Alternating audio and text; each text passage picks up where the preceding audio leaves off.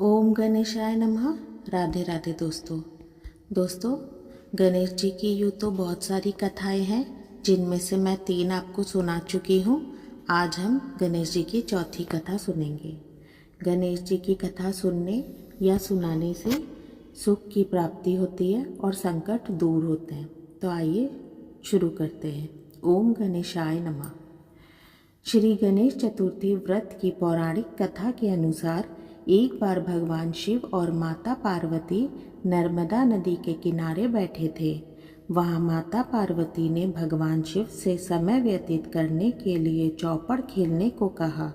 शिव चौपड़ खेलने के लिए तैयार हो गए, परंतु इस खेल में हार जीत का फैसला कौन करेगा, यह प्रश्न उनके समक्ष उठा।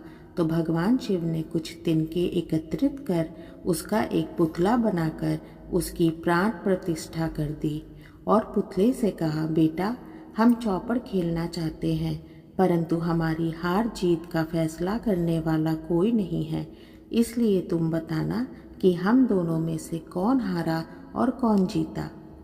उसके बाद भगवान शिव और माता पार्वती का चौपड़ खेल शुरू हो गया। यह खेल 3 बार खेला गया और संयोग से तीनों बार माता पार्वती ही जीत गई। खेल समाप्त होने के बाद बालक से हार जीत का फैसला करने के लिए कहा गया, तो उस बालक ने महादेव को विजयी बताया। यह सुनकर माता पार्वती क्रोधित हो गई और क्रोध में उन्होंने बालक को लंगड़ा होने, कीचड़ में पड़े रहने का श्राप दे दिया। बालक ने माता पार्वती से माफ़ी मांगी और कहा कि यह मुझसे अज्ञानतावश ऐसा हुआ है, मैंने किसी द्वेष भाव में ऐसा नहीं किया। बालक द्वारा क्षमा मांगने पर माता ने कहा, यहाँ गणेश पूजन के लिए नाग कन्याएं आएंगी, उनके कहे अनुसार तुम गणेश व्रत करो, ऐसा करने से तुम मुझे प्राप्त करोगे। यह कहकर माता पार्वती शिव के साथ कैलाश पर्वत पर चली गई। 1 वर्ष के बाद उस स्थान पर नाग कन्याएं आई।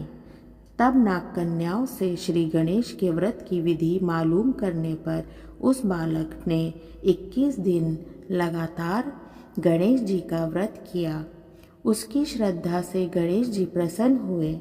उन्होंने बालक को मनोवांछित फल मांगने के लिए कहा। उस पर उस बालक ने कहा, हे विनायक, मुझ में इतनी शक्ति दीजिए कि मैं अपने पैरों से चलकर अपने माता पिता के साथ कैलाश पर्वत पर पहुंच सकूं और वे यह देख प्रसन्न हो।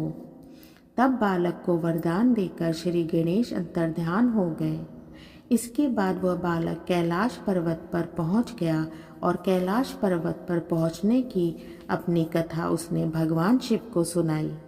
चौपड़ वाले दिन से माता पार्वती शिव जी से विमुख हो गई थी, अतः देवी के रुष्ट होने पर भगवान शिव ने भी बालक के बताए अनुसार 21 दिनों तक श्री गणेश का व्रत किया।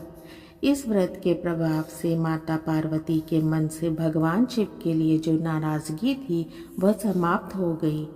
तब ये व्रत विधि भगवान शंकर ने माता पार्वती को बताई। यह सुनकर माता पार्वती के मन में भी अपने पुत्र कार्तिकेय से मिलने की इच्छा जागृत हुई। तब माता पार्वती ने भी 21 दिन तक श्री गणेश का व्रत किया तथा दूर्वा, फूल और लड्डुओं से गणेश जी का पूजन अर्चन किया। व्रत के 21वें दिन कार्तिकेय स्वयं माता पार्वती से आ मिले।